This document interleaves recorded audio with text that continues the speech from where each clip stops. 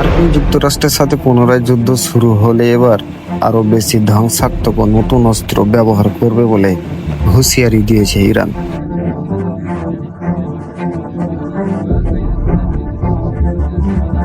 ইরানের Islamic revolutionary guard কর্পসের একজন শীর্ষ কমান্ডার ও মুখপাত্র ব্রিগেডিয়ার জেনারেল হোসাইন মোহাব্বি জানিয়েছেন, অতীতের যুদ্ধের সাথে তুলনায় ইরানের নতুন ক্ষেপণাস্ত্র এবং ওয়ারহেডগুলো অনেক বেশি শক্তিশালী ও মারাত্মক।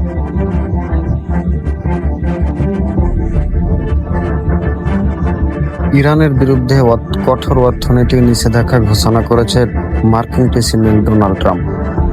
তবে বহু বছর ধরে পশ্চিমা নিষেধাজ্ঞা মোকাবেলা করে টিকে থাকার অভিজ্ঞতা থাকায় ইরান এসব হুমকিকে খুব একটা পাত্তা দিচ্ছে না।